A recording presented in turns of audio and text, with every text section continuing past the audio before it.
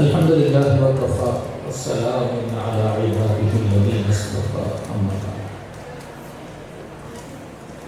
فأعوذ بالله من الشيطان الرجيم بسم الله الرحمن الرحيم إنما يشراه من عباده العلماء وقال النبي صلى الله عليه وسلم الخلق عيال الله فأحب الخلق إلى الله من أحسن إلى عباده وكما قال عليه الصلاة والسلام. ആദരണീയരായ ഉലമാക്കൾ, വിദ്യാർത്ഥി സുഹൃത്തുക്കൾ, മുഅ്മിനീങ്ങൾ, സഹോദരി സഹോദരന്മാർ, അല്ലാഹു സുബ്ഹാനഹു വ തആല ലോകത്ത് അല്ലാഹുവിൻ്റെ സൃഷ്ടികളെ പലതരത്തിലാണ് പഠിച്ചിരിക്കുന്നത്. എല്ലാവരും ഒരേ രീതിയിലുള്ളവരോ ഒരേ വഴിയിലുള്ളവരോ ഒരേ മാർഗത്തിൽ സഞ്ചരിക്കുന്നവരോ അല്ല.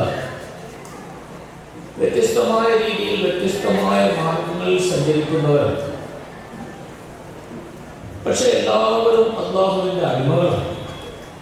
ആ വിഷയത്തിൽ ആർക്കും വ്യത്യാസമില്ല. അതുപോലെ മനുഷ്യന് ഈ ലോകത്ത് ഭൗതികമായ ജീവിതത്തിൽ നേടിയെടുക്കേണ്ട ലക്ഷ്യങ്ങളും അവരുടെ ആവശ്യങ്ങളും പലതുണ്ടെങ്കിലും എല്ലാവരും അതിലെല്ലാം ഒരുപോലെയാണ്. അതിൽ ആർക്കും വ്യത്യാസമില്ല. പിന്നെ മനുഷ്യരുടെ പാരമ്പര്യ ജീവിതം, യഥാർത്ഥ ജീവിതം, അതും ആവശ്യം എല്ലാവരുടെയും ഒന്നാണ്. പക്ഷെ അതിൽ പലർക്കും അവരവരുടെ ആദർശങ്ങളും വിശ്വാസങ്ങളും അനുസരിച്ച് വ്യത്യസ്തമായ രീതിയാണ്. അതുകൊണ്ട് തന്നെ പാരമ്പര്യ ജീവിതത്തെ ലക്ഷ്യമാക്കി, അതിൻ്റെ വിജയത്തെ ലക്ഷ്യമാക്കി ഇവിടെ ജീവിക്കുന്നവർ യഥാർത്ഥത്തിൽ മുഅ്മിനീങ്ങളാണ്. മറ്റു പലർക്കും അങ്ങനത്തെ വിശ്വാസം ഇവിടെ ഉണ്ടെങ്കിലും അവരുടെ എല്ലാം പാരമ്പര്യ ജീവിതത്തെ കുറിച്ചുള്ള വിശ്വാസം വ്യത്യസ്തമായ രീതിയിൽ. ചുരുക്കത്തിൽ അല്ലാഹുവിന്റെ മുഴുവൻ അടിമകൾക്കും ഈ ലോകത്ത് ആവശ്യങ്ങൾ ഒന്ന് തന്നെയാണ്. എല്ലാവരുടെയും ആവശ്യം നിർവഹിക്കപ്പെടണം. എല്ലാവരുടെയും ആവശ്യം നിർവഹിക്കപ്പെടുക എന്നുള്ളത് പരസ്പര സഹകരണത്തിലും സഹായത്തിലും കൂടി മാത്രമേ സാധ്യമാകൂ. ഈ ലോകത്തെ ജീവിതത്തിൽ ആരെയും ഒഴിവാക്കാൻ സാധിക്കുകയില്ല. ഇന്ന കൂട്ടരുടെ ഉപകാരം എനിക്ക് വേണ്ട, ഇന്ന വിഭാഗത്തിന്റെ ഉപകാരം എനിക്ക് വേണ്ട, ഇന്ന മതക്കാരുടെ ഉപകാരം എനിക്ക് വേണ്ട എന്നൊന്നും ആർക്കും തീരുമാനിക്കാൻ സാധിക്കുകയില്ല. കാരണം ലോകത്തിന്റെ ആവശ്യങ്ങൾ അങ്ങനെ വ്യാപകമായി കിടക്കുകയാണ്. ആവശ്യങ്ങൾ നിർവഹിക്കപ്പെടുന്നതിന് മതം നോക്കാറില്ല. രോഗം വന്നു, ആശുപത്രിയിൽ പോയി ചികിത്സിക്കുന്ന ഡോക്ടറുടെ മതമായി നോക്കാറില്ല. ചികിത്സിക്കുന്ന ഡോക്ടറുടെ രീതി, ജീവിത മാർഗം ഇതൊന്നും ആരും നോക്കാറില്ല. അവർക്ക് ശരിയായ ചികിത്സ കിട്ടും.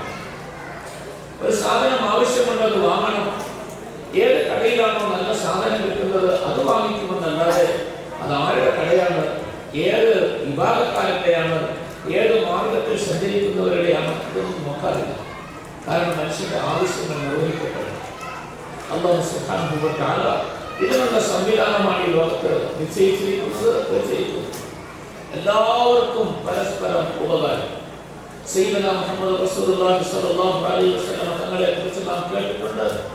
തങ്ങൾ വഫാത്താവുന്ന സമയത്ത്, തങ്ങൾ മരണപ്പെടുമ്പോൾ തങ്ങളുടെ പടച്ചട്ട പണയത്തിലായിരുന്നു മദീനയിലെ ഒരു ജൂതന്റെ പക്കൽ. മദീനയിൽ സല്ലല്ലാഹു അലൈഹി വസല്ലം തങ്ങളുടെ സഹാബാക്കൾ, തങ്ങൾക്ക് വേണ്ടി ജീവാർപ്പണം ചെയ്യുന്ന സഹാബാക്കൾ, എന്തിനും തയ്യാറാകുന്ന സഹാബാക്കൾ മദീനയിൽ ആയിരക്കണക്കിന്, പതിനായിരക്കണക്കിനുണ്ട്. പക്ഷേ സല്ലല്ലാഹു അലൈഹി വസല്ലം തങ്ങളുടെ പടച്ചട്ട പണയം വെച്ചിരിക്കുന്നത് ഒരു ജൂതമതസ്ഥന്റെ അടുക്കലാണ്. എന്താ കാരണം?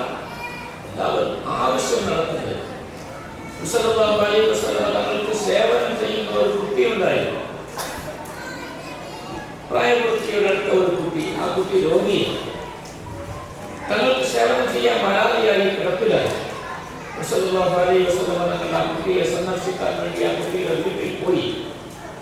ആ കുട്ടിയുടെ തലയുടെ ഭാഗത്ത് തങ്ങൾ ഇരുന്നു. നല്ല വാക്ക് പറഞ്ഞു, സമാധാനിപ്പിച്ചു, ആശ്വസിപ്പിച്ചു.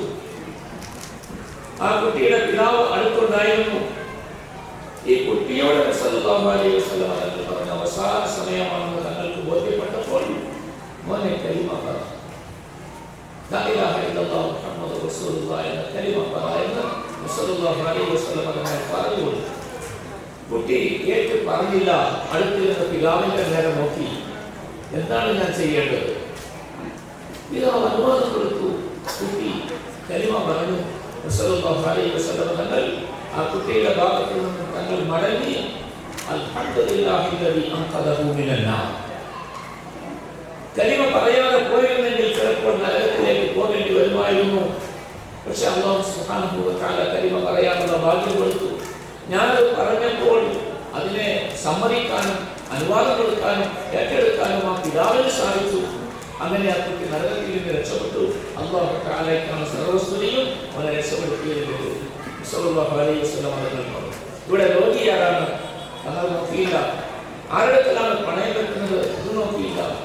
ഇത് അവരുടെ മാത്രമല്ല, എല്ലാവർക്കും ഇത് തന്നെയായിരുന്നു തങ്ങളുടെ പതിവ്. എല്ലാവർക്കും സല്ലല്ലാഹു അലൈഹി വസല്ലം പറഞ്ഞത്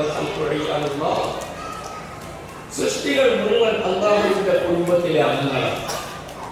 മുഅ്മിനീങ്ങളും കാഫിറുകളും അവിശ്വാസികളും വിശ്വാസികളും ഏത് മതക്കാരാണെങ്കിലും എല്ലാം അല്ലാഹുവിന്റെ സൃഷ്ടികൾ എന്ന നിലയിൽ അല്ലാഹുവിന്റെ സൃഷ്ടികൾ മുഴുവനും അല്ലാഹുവിന്റെ കുടുംബത്തിലെ അംഗങ്ങളാണ്.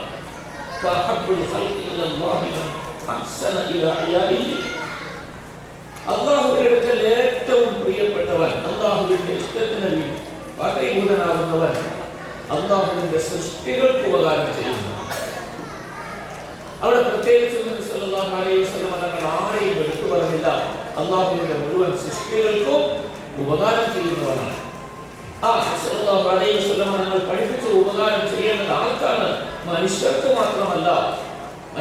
മാത്രമല്ല, ജീവനുള്ള മുഴുവൻ വസ്തുക്കൾക്കും, എല്ലാ ജീവജാലങ്ങൾക്കും.